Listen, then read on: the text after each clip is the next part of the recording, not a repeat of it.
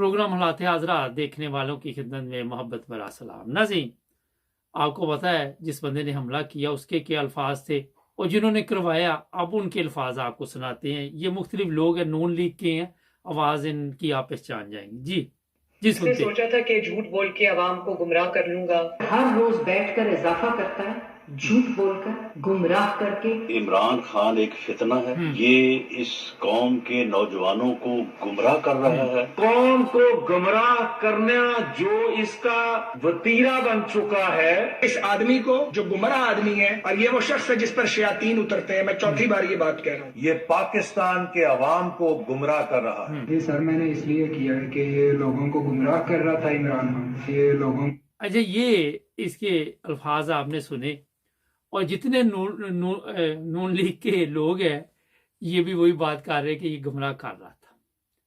अगर आप इन सब की हालत देखे, इसमें मरियम थी, साद रफीक था, जवेद लतीफ था, सबकी आवाज़ें थी। अब इनकी तस्वीरें क्या लगानी, रोज़ी इनकी तस्वीरें देखते हैं। जब आप चैनल बदल देते हैं तो ज़ाहिर है जब ये लोग सामने आते हैं, औरंगज़ेब है तो फौरी तौर पर चैनल बदला जाता है। खैर, ये बाकायदा एक फिल्म तैयार की गई थी और इस पे काफ़ी दिनों से काम हो रहा था, गुमराह कर रहा था। अगर आप इन लोगों की हालत देखें, जिस तरह इन्होंने पाकिस्तान के लोगों को गुमराह किया हुआ है, वो आप अंदाज़ा नहीं लगा सकते। पाकिस्तान की कौम की बर्बादी के ये जो लोग हैं, सबसे बड़े फितना ये है पाकिस्तान का। जो लोग आके बड़े दावे कर रहे हैं पिछले 40 साल से हरामखोरी में नंबर 1 है, इंटरनेशनल मीडिया पे इनकी मिसालें दी जाती है, कनाडा स्कूलों में बताया जाता है कि ये जनाब बहुत बड़े हरामखोर है, इनके पास हलाल का पैसा नहीं है। अब पूरी दुनिया इन पे इल्ज़ाम लगाती है और देखे बदकिस्मती इनकी कि इनकी इज्जत ज़रा सी भी नहीं है। चोर चोर के सारा दिन नारे लगते हैं और ये इमरान खान पर, पाकिस्तानी कौम की बदकिस्मती देखे कि इमरान खान पर इल्ज़ाम लगाते कि ये गुमराह करता है। आज आप देख ले, एक FIR का इशू बना हुआ है। जिस तरह हमारे चीफ ऑफ आर्मी स्टाफ लोगों को गुमराह करते हैं, जिस तरह अदालतें गुमराह करती हैं, जिस तरह पुलिस गुमराह करती है, जिस तरह ये सियासी लीडर गुमराह कर, ये बैठे हुए मरकज़ में लेकिन पुलिस को गुमराह वहाँ पे बैठ के पंजाब को कर रही है और उनको कह रहे हैं कि जनाब आपने FIR निकाल। ये हालत है इनकी। इससे आप अंदाज़ा लगाएं कि कितने ये नेक लोग हैं, हज जिन्होंने किए हुए हैं फ्री में, पैसा पूसा अपना नहीं लगाया, ना कभी हलाल का कुछ खाया, ना कभी हलाल का कुछ पहना, ना कभी उम्रे पे गए तो अपने पैसे लगाए, ना हज पे लगाए, किसी जगह पे भी नहीं इन्होंने लगाए। जहाँ भी लगाए गवर्नमेंट के लगाए। साथ वो कुछ सहाफ़ी भी ले जाते हैं, लिफाफा सहाफ़ी, उनको भी उम्रा करा देते हैं ताकि वो इनके हक में बोलते रहे। एक खतून भी कल बड़े इमरान खान के खिलाफ बोल रही थी, जब नवाज शरीफ यहाँ से गया तो वो भी उस जहाज़ में गई थी। अब मैं नाम इसलिए नहीं लेता कि किस किस का नाम हम लेंगे। ये लोग हैं जो असल में मीडिया के ज़रिए लोगों को गुमराह करते हैं। ये लोग हैं जिन्होंने गरीब अवाम को गुमराह किया हुआ, कभी मज़हब के नाम पे, कभी सियासत के नाम पे। ना इनको मज़हब का पता है, ना इनको सियासत का पता है। किसी के पास भी सियासी तालीम नहीं है इनके पास, किसी के पास सियासी असूल नहीं है। हमारे यहाँ यूरोप में कई लोग आते हैं वहाँ से, कोई कहता मैं, वो कोई 2-3 साल मिस्त्री के साथ काम करे, मैं भी ठेकेदार बन गया। बाद में उसको पता नहीं होता कि बेसन कहाँ लगाना है, ये कहाँ लगाना। जब एक मैंने अपने घर में काम करवाया एक पाकिस्तानी से, तो उसको मैंने कहा जी आप कोई कोर्स कर ले 2 साल का, शायद कोई अकल मौत आ जाए, लोगों का बेड़ा गर्क कर रहे हैं, काम सीख ले। तो वो गुस्सा कर गया और यही हालत इनकी है, क्योंकि हम सीखते नहीं है। वो होता ये है कि फिर जो दूसरा आया उसके साथ जिसने कुछ साल काम किया, वो एक दिन मुझे मार्केट में मिल गया, मैं सुनाओ, कहता मैं ठेकेदार बन गया, मैं को मुबारक हो। इस तरह ठेकेदार हमारे बनते हैं। अगर यूरोप में आप देखें तो सब कोई ना कोई कोर्स करते हैं, फिर वो तरीके के साथ काम सीखते हैं, काम करते हैं, डिप्लोमा होता है। सियासत का भी इसी तरह चक्कर है।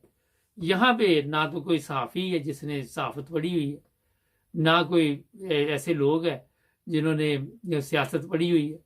सब झूठ, अक्सर झूठ है इसमें। साफ सुथरी ना तो सियासत चल रही है, ना सहाफत चल रही है, हर चीज़ में मिलावट चल रही है। और पाकिस्तान के लोग जो है जिस हाल में, इनको पता ही नहीं, आके अपने महंगे पर्स दिखाने, अपनी लिपस्टिक दिखानी, अपनी वो चीज़ें दिखानी कि हम बड़ा पैसा अपने ऊपर खर्च कर रहे हैं। कहाँ से खर्च कर रहे हैं ये आज तक बताओ। अगर आप देखें तो सुप्रीम कोर्ट अगर कोई फैसला करती है, उसके बाद SHO गायब हो गया, IG ने कुछ और बयान दे दिया, फलाने ने और दे, ये होता है गुमराह। अदालत को गुमराह कर रही है, अदालत अवाम को गुमराह कर रही है। अदालत ऊपर से कह रही है कि केस बना दो, FIR काट दो इनके ऊपर, अंदर से उसे फ़ोन आ जाता है SHO गायब कर दो, हमने तो ऑर्डर दे दिया। वो भी सच कह रहा है, ये भी सच कह रहा है। मैंने कई दफ़ा मिसाल दी कि कोई वो बंदा था तो 2 बंदों का फैसला करने लगा, तो एक ने कहा सर देखिए जनाब इसने मेरे साथ ये जुल्म किया, दूसरा वो कहने लगा हाँ तुम ठीक कह रहे, इसने तुम्हारे साथ जुल्म किया। दूसरे ने कहा जनाब नहीं इसने मेरे साथ जुल्म किया। वो कहने लगा क्या है तू भी ठीक रहा है। अब एक पास बंदा खड़ा था, उसने कहा ये फैसला तो नहीं हुआ, ये भी ठीक कह रहा, वो भी ठीक कह रहा। कहता क्या तू भी ठीक रहा है। तो सब ठीक कह रही है अपने हिसाब से, अदालत भी ठीक कह रही है, अंदर से सॉरी फोन आते हैं, फोनों पे बातचीत होती है, FIR काटेगी नहीं काटेगी किसी ने बताना नहीं है। ऐसी चीज़ें है जो लोगों को नहीं बताई जाती। इमरान खान जैसा बंदा जो वजीर आज़म रहा हो, उसको FIR कटवानी कितनी मुश्किल होगी। और यहाँ पे कहते जनाब ये सारे आके कि इमरान खान गुमराह कर रहा है, क्या बात, ज़बरदस्ती। उसके बाद जनाब जो आज पूछा गया कि इस्लामाबाद में सेनेटरों ने कि ये कंटेनर रखे हुए इनका खर्चा कितना पड़ रहा, तो वो IG को पता ही नहीं था कि उसके किड़े अब्बे के पैसे है, कौन से प्यो की कमाई है कि उसने लगानी है। मेरा टैक्स के पैसे है, वो जिधर जो सलाब जदगान के आएंगे वो इधर लगा देंगे, सलाब जदगान उधर के उधर ही रह जाएंगे। 4-6 माह या साल के इंतखाबात 6 माह नहीं कराने पहले पूरे मुल्क को इन्होंने मुसीबत डाली गई है। यहाँ से आप इनकी हालत का अंदाजा लगा रहे, खर्चा हो रहा है, सब कुछ हो रहा है, लोग मारे जा रहे, लोग जख्मी हो रहे, सब कुछ हो रहा है, मगर इंतखाबात नहीं कराने। ये बहुत मुख्तसर सा आपको मैंने प्रोग्राम अभी दिया, इंशाल्लाह और भी प्रोग्राम करते रहेंगे, जुड़े रहें हमारे साथ। इस हमारे चैनल को सब्सक्राइब करें। अस्सलाम वालेकुम नाज़रीन, प्रोग्राम आज पाकिस्तान के साथ। आज मुशर्रफ साहब के कुछ चंद अल्फाज आपको सुनाएंगे कि नवाज शरीफ के मतलब उन्होंने क्या कहा। मैं वैसे कोई मुशर्रफ के हक में नहीं हूँ, मगर मैं आपको बताना चाहता हूँ कि जब मुशर्रफ को पता चल गया कि नवाज शरीफ की ये हालत है, तो फिर कौम की भी उसने जो नून लीग वाले हैं उनकी हालत ये करनी थी। सुनते हैं ये पहले। 2 दफा प्राइम मिनिस्टर बने हैं, दोनों दफा फेल हुए हैं। नवाज शरीफ साहब ये इसलिए फेल हुए हैं कि इनका दिमाग, मैं इनके साथ आर्मी चीफ था 1 साल के लिए, ये दिमाग से टोटल फारिगुल बाल है। सुने जरा, बाल तो अब उन्होंने उगवा लिए हैं, लेकिन मैं समझता हूं थोड़े से बीज अंदर डालने चाहिए थे ताकि दिमाग भी उगता। कि जहां नवाज शरीफ 2 दफा प्राइम मिनिस्टर बने हैं, दोनों दफा फेल हुए हैं। अच्छा, ये मुशर्रफ साहब फरमा रहे हैं। अब अगर आप मुझे थोड़ा सा पिछले प्रोग्रामों में सुने तो आपको पता चलेगा कि मुशर्रफ साहब की वो गलती है कि इन्होंने एक NRO दिया। अगर नवाज शरीफ साहब के दिमाग काम नहीं कर रहा था, वो फारिग है, तो आपने किस हिसाब से उनको NRO दिया, ये भी एक सवाल है। अगर वो फारिग हैं तो आपका दिमाग कहाँ पे था उस वक्त? पहला तो सवाल ये है मुशर्रफ साहब से। ये पुरानी ऑडियो है, वीडियो है, मगर मैं आपसे ये पूछना चाहता हूँ मुशर्रफ साहब, अब आप तो वैसे ही ज़िंदगी और मौत की कश्मकश में पड़े हुए हैं, लेकिन ये मैसेज उन लोगों के लिए जो अभी होश में है, अभी जो पाकिस्तान के साथ खेल रहे हैं, वो भी इन्हीं की टीम के बंदे हैं। चीफ ऑफ आर्मी स्टाफ जो मौजूदा है, पहला चीफ ऑफ आर्मी स्टाफ कह रहा है कि ये बिल्कुल दिमाग से फारिग है। दूसरा जो इस वक्त मौजूदा चीफ ऑफ आर्मी स्टाफ है वो नवाज शरीफ के हाथों में खेल रहा है। यहाँ से आप अंदाज़ा लगा लें कि हमारे जो हुक्मरान मौजूदा है या पहले वाले थे, उनको ना तो आज तक उन्होंने किसी की बात का असर लिया, ना उनको किसी बात का असर होता है और ना ही वो कुछ सीखते हैं। ये है सबसे बड़ा जो आज पाकिस्तान में मसला बना हुआ है। अब आप देखिए कि अगर नवाज शरीफ अकल से पैदल है तो उसकी टीम की जो हालत है वो आप सबके सामने है। लोगों पर ऐसे ऐसे मुकदमात दर्ज कराए जाते हैं, लोगों की वीडियो बनाई जाती हैं, वो फिर उनको ब्लैकमेल किया जाता है। ये हालात आजकल हमारे पाकिस्तान में बने हुए हैं जो बहुत ही अफसोसनाक है। अब या तो आप पहले चीफ ऑफ आर्मी स्टाफ की बात माने जो इनसे सीनियर था, या इनकी माने, किसकी माने? तो फैसला आप खुद करें और कमेंट्स में लिखें कि इन दोनों में से कौन ठीक कह रहा है। अब आते हैं जो आजकल हालात बने हुए हैं, इमरान खान के ऊपर जो कातलाना हमला हुआ उस पर सियासत जो हो रही है, गोलियां कितनी थी वो मैंने कल भी बताया था, इसी पे बातचीत हो रही। आज भी नून लीग के लोग इस पे आके बातचीत कर रहे हैं। और भाई जितनी भी गोलियां थी आप मुकदमा दर्ज करें, रिपोर्ट ले, मेडिकल रिपोर्ट ले, वहां पे आके जो भी अदालत में केस जाएगा वो फिर चेक कर लेंगे। अगर उन्हें अदालत ने जज जो आपने बैठाए हुए हैं जिनकी आपके पास वीडियो, तो वहां भी तो आपने जाके इनके खिलाफ ही केस करा लेने। वहां से भी तो आपके खिलाफ कभी कोई केस हुआ है? वहां से भी तो आपको यही कहा जाता है कि आपने कोई पैसा नहीं लेके गए मुल्क से बाहर, कोई रसीदें देने की जरूरत नहीं है। ये सुप्रीम कोर्ट ही है ना, वॉल्यूम 10 जो 10 कहते हैं वो आज तक नहीं खुला। तो कौन सी परेशानी आप लोगों को? अदालतें आपकी है, पुलिस आपकी है, वो हॉस्पिटल आपके है, अरशद शरीफ की रिपोर्ट अभी तक मेडिकल नहीं मिली, सब कुछ तो आपका है। एक तरफ आप कहते सरकारी हॉस्पिटल में जाएं और दूसरी तरफ अभी तक अरशद शरीफ की रिपोर्ट नहीं आई पोस्टमार्टम। जाएं तो जाएं कहाँ? नाज़रीन, पाकिस्तान में जो मौजूदा हालात है वो खौफनाक से खौफनाक होते जा रहे हैं। इसमें मेरा ख्याल है कि इमरान खान साहब थोड़ी सी जल्दबाजी कर रहे हैं। अपना अपना मशवरा होता है। उसमें मैंने आपको पहले भी बताया था कि इसको हफ्ता 10 दिन और डिले करना चाहिए था। ये जो लॉन्ग मार्च, हो सकता है कल को जो नया चीफ ऑफ आर्मी स्टाफ आए वो कोई बेहतर सोच का मालिक हो, माइंड चेंज हो जाए, कौम की हालत देखकर वो कुछ ऐसे फैसले करे कि मुल्क को इलेक्शन की तरफ लेके जाए। पाक साफ इलेक्शन तो मुमकिन नहीं है क्योंकि पाक साफ चीज़ तो वहाँ वैसे नहीं मिलती, आपको खाने के लिए नहीं मिलती। आप पूरा बाजार ढूंढने जाके दूध वाले से ही पूछना पड़ता खालस है, तो वो भी पता नहीं आगे से खालस होता है या नहीं होता, वो भी कह देता खालस। तो ये जिससे मुल्क के हालात हो वहाँ पे आपको ना तो इलेक्शन ऐसे मिलेंगे और ना ही कोई ऐसी अभी तक गवर्नमेंट मुझे नज़र आ रही। अब आ जाते हैं थोड़ा सा अपनी जो अदलिया उसकी तरफ आ जाते हैं कि अदलिया की खामोशी ये मैसेज दे रही है कि हम कुछ नहीं कर सकते क्योंकि जो इदारा हमारे ऊपर है वो ताकतवर है। हालांकि आप अगर गौर करें तो सबसे मजबूत जो किसी भी मुल्क के, यूरोप की अगर तरक्की याफ्ता मालिक की बात कर लें, वहां पे अदलिया सबसे मजबूत होती है। अदलिया के पास इख्तियारात होते हैं और वो बकायदा तौर पर जो फैसले करते हैं उसके ऊपर कोई सियासत भी नहीं करता आगे। और यहाँ पे फिर तौहीन अदालत भी नहीं होती क्योंकि लोगों को पता है कि अदलिया ने जो फैसला किया है सोच समझ के किया है। उसमें शहर के लोग भी बैठे होते हैं जो मोअज़्ज़ज़ होते हैं। हमारे तो मोअज़्ज़ज़ बंदा भी ढूंढना मुश्किल है, कहाँ से ढूंढेंगे आप? तो ये जनाब आपको सबसे पहले अपने मुल्क की अदलिया ठीक करनी पड़ेगी। अगर आप अदलिया अपनी ठीक कर लेते हैं तो आपकी फौज भी ठीक हो जाती है, आपके अदारे भी ठीक हो जाते हैं।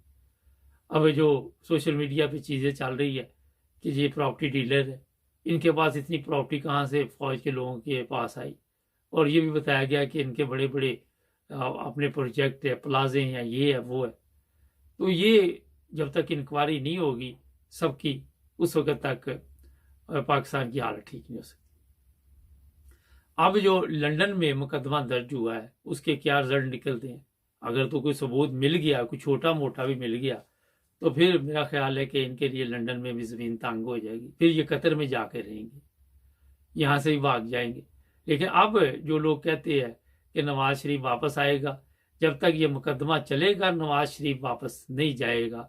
अगर यहाँ दरख्वास्त पुलिस ने ले ली है, उसकी इंक्वायरी शुरू हो गई है, तो उस वक्त तक मेरा ख्याल है कि अगर कोई उस समय पावर हुई, जिस तरह बताया जा रहा है कि नून लीग का एक बंदा है जो गवाह इस चीज़ का है कि राना सनाउल्लाह यहाँ पे आया और यहाँ से हदायत लेके गया और उसके बाद जाके ये काम डाला उसने, तो ये चीज़ें अगर यहाँ पे इंग्लैंड में सामने आ गई तो यहाँ तो इंसाफ है। यहाँ पे तो आपके कोई ऐसी चीज़ नहीं कि वज़ीर कानून भी आपका है, वज़ीर दफा भी आपका है, पार्लियामेंट में भी आप तमाशा लगाएंगे, हर जगह पे तमाशा लगाएंगे। इन लोगों के इर्द गिर्द ज़मीन तंग होती जा रही है। इनके लिए आने वाले दिनों में और भी मुश्किलात होंगी। अभी तो पार्टी शुरू हुई है, क्योंकि ये जो दरख्वास्त दी गई है, मैंने वो बयान सुना उनका, उन्होंने कहा जी 3 घंटे पुलिस ने टाइम दिया है, और 3 घंटे पुलिस ने अगर टाइम दिया है तो कुछ ना कुछ तो उसमें बात होगी ना। और फिर यहाँ पे ये जो दरख्वास्त है वो अब मैं कोशिश करूँगा किसी वकील के साथ रब्ता कायम करके उसको लाइन पे लूँ, उससे पूछेंगे कि यहाँ क्या तरीक़ाकार है ऐसे, क्योंकि ये क्रिमिनल आ जाता है। और क्रिमिनल में मेरा ख्याल है कि अगर कोई सबूत दिया गया हो और पुलिस को शक भी पड़ जाए या जिसने भी ये केस किया है, तो फिर गिरफ्तारी बड़ी ज़रूरी होती है। रिमांड, पूछगिछ इतना आसान नहीं है फिर। और अब मेरा ख्याल है कि ये भी किसी जो माहिर कानून है उनसे पूछेगी कि नवाज शरीफ साहब मुल्क छोड़ के जा सकते हैं या नहीं जा सकते। अब वहाँ इंतखाबात होने हैं, इधर ये केस चलेगा, कब तक चलेगा ये भी माहिर कानून ही बता सकता है, और ये चीज़ें जल्द हम आपके सामने लेके आएंगे। नाज़रीन, गलतियाँ इंसान करता है, भागता है, दौड़ता है, मगर कहीं ना कहीं पकड़ आ ही जाती है, कहीं ना कहीं उसके गले में मुसीबत पड़ ही जाती है। तो इसलिए होता ये, जब इंसान एक गलती करता है, फिर दूसरी, फिर गलती पे गलती, फिर उसको ठीक करने के लिए गलती, तो ये जनाब आपको मैंने जो चीज़ें बताई है, ये आज पाकिस्तान में आपको बड़ी ज़रूरी, ये अपना जो चीफ ऑफ आर्मी स्टाफ पहले थे परवेज़ मुशर्रफ साहब, उनकी सुनाई है, और अब आपने देखना है कि ये चीफ ऑफ आर्मी स्टाफ क्या कर रहे हैं। हमारे चैनल को सब्सक्राइब करें। अस्सलाम वालेकुम नाज़रीन, प्रोग्राम आज मुबारक के साथ इरफान अहमद खान साहब जर्मनी से हमारा साथ देंगे। सुप्रीम कोर्ट ने कहा जी 24 घंटे में FIR दर्ज की जाए, और 3-4 दिन गुजर गए हैं, हर बंदा सुप्रीम कोर्ट तक तो नहीं पहुंच सकता। आज खान साहब से पूछेंगे कि एक FIR अगर कोई फौजी गलत काम करे तो उस पर क्यों नहीं काटी जा सकती, क्या आइन या कानून इसकी इजाजत नहीं देता। अस्सलाम वालेकुम खान साहब। जी वालेकुम सलाम। खान साहब, ये बताइए कि अगर कोई जनरल, कर्नल, ब्रिगेडियर कत्ल कर दे तो उसकी FIR दर्ज नहीं हो सकती? देखें, कत्ल करना या मारना, ये करना जो है, इससे उनका एक अपना निजाम है फौज का। अच्छा, अगर वहां पर बावर्दी शख्स अगर ऐसी कोई हरकत करता है या कोई भी जुर्म करता है, छोटे से छोटा जुर्म भी करे, तो उसका मुकदमा जो है वो उनके सिस्टम के तहत जो फौज का निजाम है, इंसाफ का निजाम, उसके तहत उस पर कार्रवाई की जाती है। आपको याद होगा कि एक मेजर था ISI का, और उसने जो लाहौर से खानेवाल वाली इलेक्ट्रिक ट्रेन थी, वो जब पाकिस्तान में बिजली का बहरान पैदा हुआ तो उस इलेक्ट्रिक ट्रेन को खत्म कर दिया गया था। बाद में फिर उसकी जो तारें वगैरह थी इलेक्ट्रिक की, वो भी रोल कर दी गई थी। तो जिस ट्रेन के डब्बे में वो थी, रोल करके वो पहुंचाई गई थी, वो हाजिर सर्विस मेजर जो है वो अपने तल्लुकात की बुनियाद पर उसको कहीं से कहीं ले गया था। वो बात जब वो लीक आउट हुई, जब पता लगा, तो उस वक्त उसके खिलाफ कोई FIR दर्ज नहीं, उसके खिलाफ फौज ने ज़ाब्ती कार्रवाई की, उसको फौरी तौर पर मुअत्तल किया, उसको फिर जेल के जो कुछ भी हुई है उनके कानून के तहत हुई। अब हमारे इस कानून में कोई ना कोई गुंजाइश होगी जिसकी वजह से किसी फौजी का नाम दे दो तो उसके लिए सिविल को FIR दर्ज करवाना चाहो तो नहीं हो सकती होगी। इसमें को फिर देखें, जो वाकया हुआ है वो भी सबके आंखों के सामने हुआ है, आपने भी देखा है, हमने भी देखा है, 50 दफा TV पर चल चुका है। वहां कोई फौजी जो है ना मौजूद है, ना कोई एक क्यासराई के ऊपर कि मेरी क्यासराई है कि इसके अंदर वज़ीर आज़म साहब भी इन्वॉल्व होंगे, इसमें वज़ीर दाखिला भी इन्वॉल्व होगा, इसमें एक फौजी इन्वॉल्व होकर उसका नाम ले दिया गया। तो इस तरह तो अपने मुल्क की बधाई उड़ाने वाली बात है। और अगर यकीनन FIR दर्ज करवाने वालों को अगलों ने समझाया होगा कि आप इस फौजी का नाम निकाल दें, तो फिर हम FIR दर्ज कर लेते हैं। ये मैं क्या साइज कर रहा हूँ, ऐसी कोई बात सामने तो आई तो नहीं, क्योंकि जो 3 नॉमिनेट किए गए हैं नाम, वो तीनों बड़े नाम है और वो अपनी अपनी पोस्टों पर काम कर रहे थे उस वक्त। वज़ीर आज़म साहब तो चाइना में थे उस वक्त, तो अब उनका नाम भी डाल देना कि नहीं जिद की जाए इसके ऊपर, ये एक गैर अखलाकी बात है। और अब जो सुप्रीम कोर्ट को इन्वॉल्व होना पड़ा है, ये भी एक अफसोस की बात है। पंजाब हाई कोर्ट का ये केस था, पंजाब हाई कोर्ट को ही इस पर खुद नोट किया जाना चाहिए था। लेकिन बाहर पंजाब के अंदर न जाने हमारी अदलिया जो है क्यों देश से आँख खुलती है। और यही आज जो है सुप्रीम कोर्ट में जो फुल रेफरेंस हुआ है, अतर बनला साहब सुप्रीम कोर्ट में चले गए हैं इस्लामाबाद हाई कोर्ट से, तो उसमें उन्होंने भी यही कहा है कि रियासत में अपनी जिम्मेदारियां निभाने में नाकाम रही है। और ये बात बिल्कुल सही है, उन नाकामियों में इस किस्म की नाकामियां भी शामिल है। इतना बड़ा वाकया हो गया, पूरी दुनिया के अंदर पाकिस्तान का नाम जो है वो इस तरह तो सामने आया कि ये हमला हो गया एक सियासी लीडर के ऊपर, और आप FIR दर्ज करने को तैयार नहीं है। तो फिर यही वो है कि भाई चीफ जस्टिस ऑफ पाकिस्तान ने भी कहा है कि सच की तलाश बड़ी मुश्किल हो गई है। अब जहां सोसाइटी का हाल ये हो गया हो कि चीफ जस्टिस भी पुकार रहा हो कि सच की तलाश बड़ी मुश्किल हो गई है, सच जो है वो झूठ की कई ताओं के नीचे छुपा होता है। ये हमारी जो मजमूई सूरत हाल है मुल्क की, ये दोनों चीफ जस्टिस का बयान जो है उस तनाजुर में देखें तो हम इखलाकी तौर पर तो बिल्कुल खत्म हुई कौम है। और इसलिए इन किस्म के वाकयात जो है वो अब बात यह है कि आप जानते हैं कि मेजर जनरल जिसका वो नाम ले रहे हैं फैसल नसीर साहब, वो कौन है? अब इमरान साहब ने उनके साथ एक जाती जो दुश्मनी बना दी है, और वो फौज का एक सीनियर अफसर है जिसने सारी सर्विस जो है 1990 में कहा जाता है कि उन्होंने कमीशन लिया था, वो हमेशा इंटेलिजेंस से वाबस्ता रहे। आमतौर पर हमारे इंटेलिजेंस इदारों में लोग वक्ती तौर पे आते हैं, कुछ 4 साल के लिए 5 साल के लिए, जब बटालियन की कोर की ट्रांसफर इधर से उधर होती है। लेकिन इनकी सारी सर्विस जो है वो इंटेलिजेंस की है। ये मिलिट्री इंटेलिजेंस MI में भी रहे थे और ISI में भी, ISI में तो अब आए हैं। और असल में इमरान खान साहब जो है वो इनके खिलाफ इसलिए हुए हैं कि ये जब कराची में थे ISI के अंदर फैसल कमांडर, मेजर तो नहीं थे, उस वक्त कमांडर थे। उस वक्त एक शायद हमीद नाम का मिलिट्री का अफसर जो है वो मिलिट्री इंटेलिजेंस में था।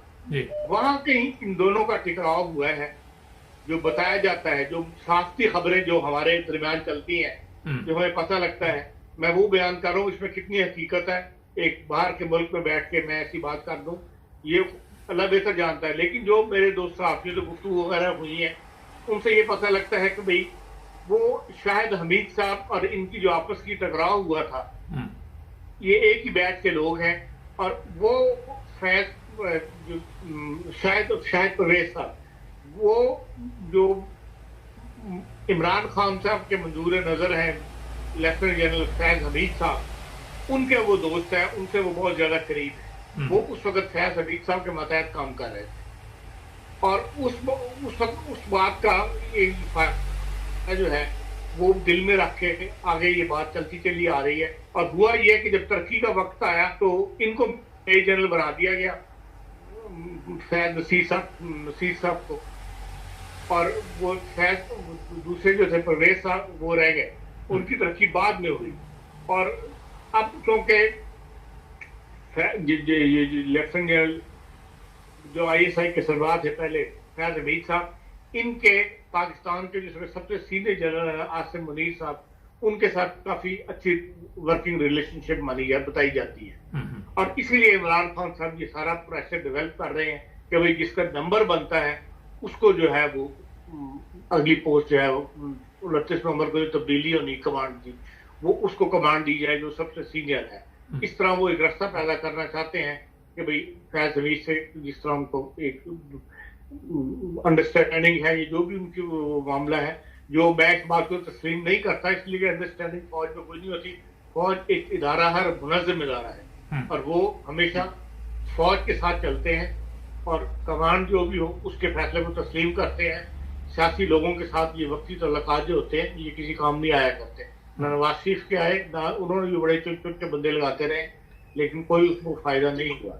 बहरहाल ये एक वजह है जो बताई जाती है कि ये सारा जो प्रेस डेवलप कर रहे हैं इमरान साहब, ये इस नतीजे को हासिल करने के लिए कर रहे हैं। अब उसमें वो कामयाब होते हैं या नहीं होते ये अल्लाह बेहतर जानता है। अब बहरहाल वो उनका काफिला जो है वो कल फिर चल पड़ना है इस्लामाबाद की तरफ। वो खुद तो नहीं होंगे क्योंकि खुद अब बीमार है, तो वो कहते हैं मैं फिर ऑलरेडी जाके ज्वाइन करूंगा। आया वहां ये अपना प्रेशर डेवलप कर सकेंगे और उनका धरना जो है इसी तरह लॉन्ग मार्च कामयाब होगा उनके बगैर। अभी आने वाला वक्त ही बताएगा। हाँ सर, ये बताइए, ISPR की तरफ से ये भी कहा गया कि ये हमारी इज्जत में फर्क पड़ा है और इमरान खान के खिलाफ कोई मुकदमा दर्ज किया जाए।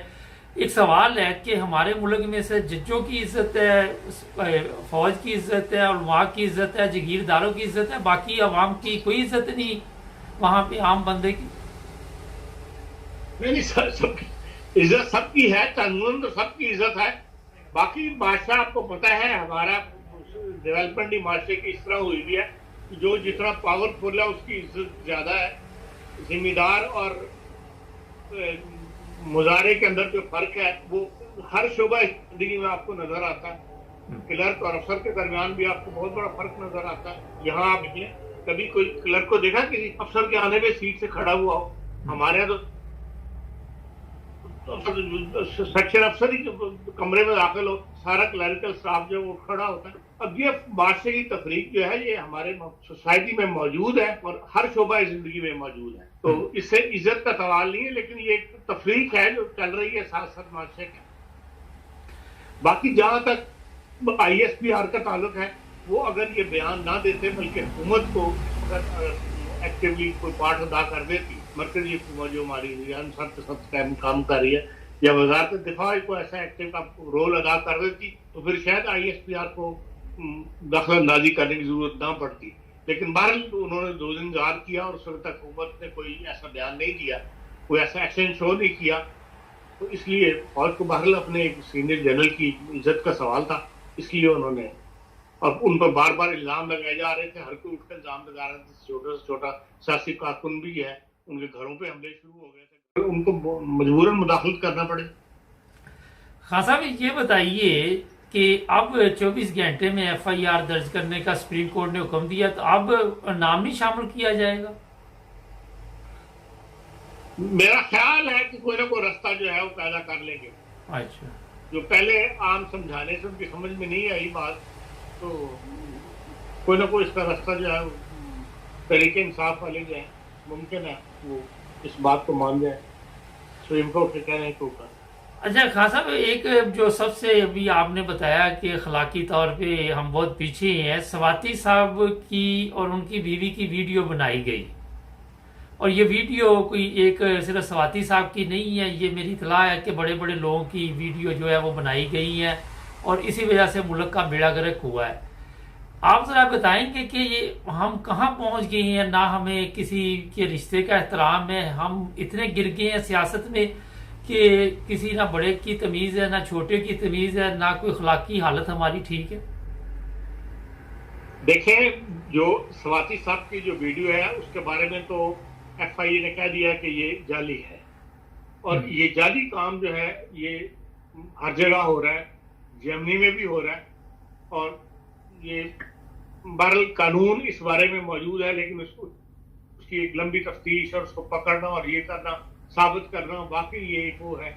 इस दौरान जो है इतना लंबा प्रोसीजर है, अगर ये चलना शुरू हो जाए तो जिस बेचारे को गवारे में बनी होती है उसकी खामखा की बेइज्जती जो है वो साथ साथ जो है रोज अखबार में चल रही होती है। इसलिए लोग चुप कर खामोश हो जाते हैं। है ये बुरा फेल, और हमारे यहाँ बदकिस्मती से खाली हमारे नहीं बल्कि इंडिया के अंदर भी और इंडो पाक थर्ड वर्ल्ड कंट्री सारों के अंदर ये एक प्रेशराइज करने के लिए, किसी बंद फैमिली को दबाव में लाने के लिए ये हरबा जो है ये एजेंसियां इस्तेमाल कर लेती हैं। सिविल और जो भी इदारों से खुफिया एजेंसियां काम कर रही होती हैं, कोई ऐसी फिल्में बना के तो लोगों को फिर इस्तेमाल करती हैं, प्रेशराइज करती हैं।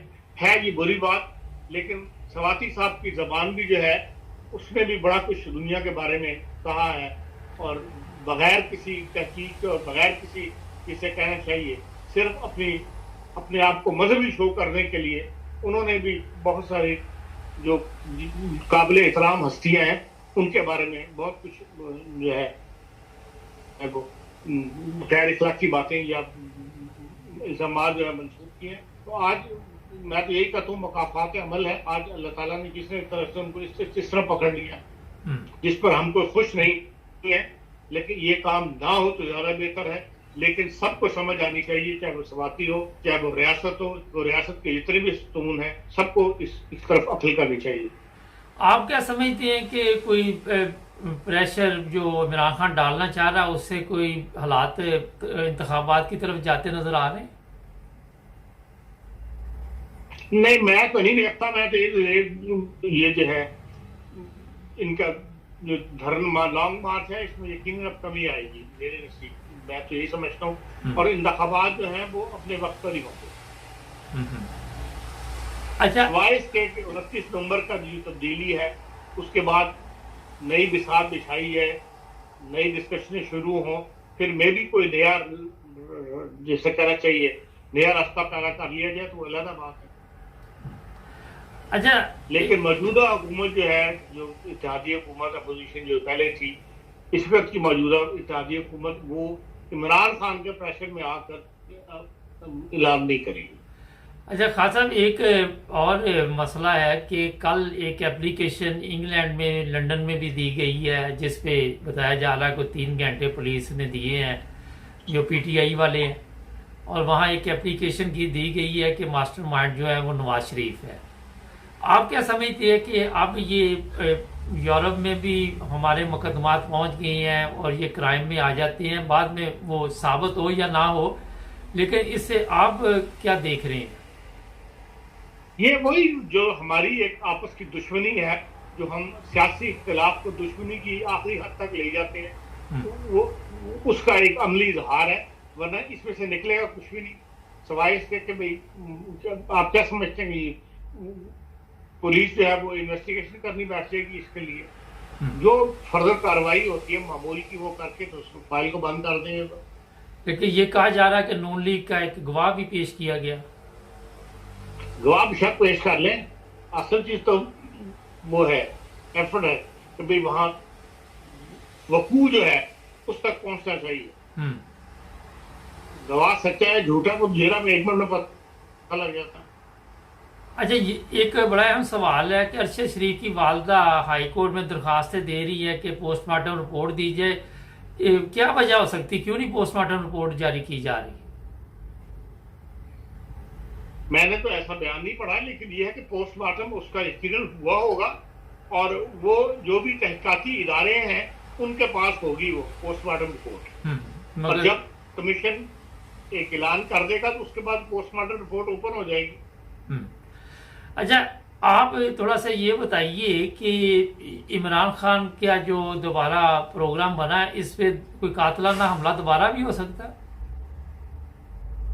देखिए, सियासी लीडरों पे हमले तो हर वक्त हो सकते हैं, इसमें तो कोई बात वो नहीं है।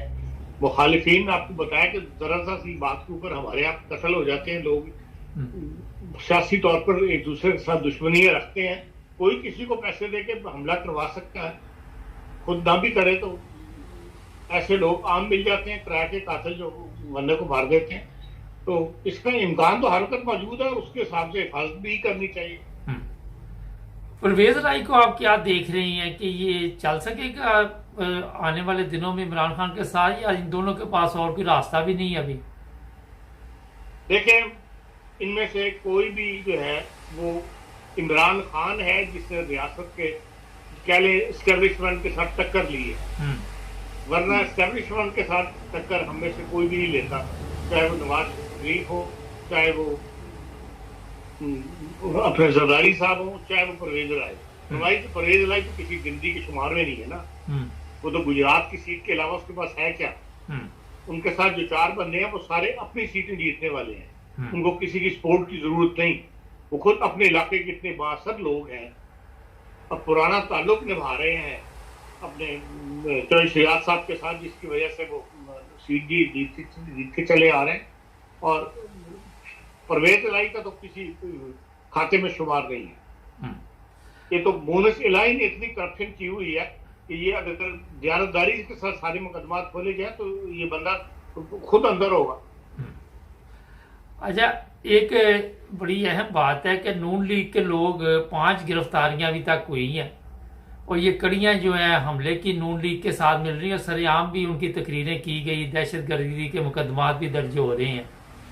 तो आप क्या समझते हैं कि ये ना हो कि एंड में जाके फिर कड़ी वहां पे मिल जाए जैसे नून लीग की मिलती जा रही है? नहीं, मैं नहीं समझता कि इसमें आप इल्जाम किसी पे लगा दें। जब इन्वेस्टिगेशन होती है, वकूल को साबित करना पड़ता होता है वाकई कि हाँ जी, उसमें 100 चीजें बीच में शामिल हो जाती हैं, वकला की बहसें आ जाती हैं, कानूनी नुक्ते आ जाते हैं। मैं नहीं समझता कि इसमें किसी को कामयाबी हासिल होगी। खान साहब, ये बताइए कि इंक्वायरी होती है, हमारे अदारों पे तो कोई इतमाद ही नहीं करता कि ये कोई इंक्वायरी ठीक कर सकते हैं, ना अदलिया पे इतमाद करता है। ये भी तो एक बहुत बड़ा मसला है ना हमारे। सवाल ये है कि जो चीज अदालत में पेश होनी है उन्हीं इदारों ने ही रिपोर्ट पेश करनी है ना। उसमें जो ऊंच नीच होती है 19-20 वो अदालतें निकाल के सामने रख देती हैं, रोज झाड़े पड़ती हैं लोगों को। जो गलती होती है वो फिर अदालत दुरुस्त करवाती है। चले, बहुत शुक्रिया। तो अपने इन्होंने इन्वेस्टिगेशन करनी है, बाहर से तो नहीं आना किसी ने इन्वेस्टिगेशन। बहुत शुक्रिया खान साहब।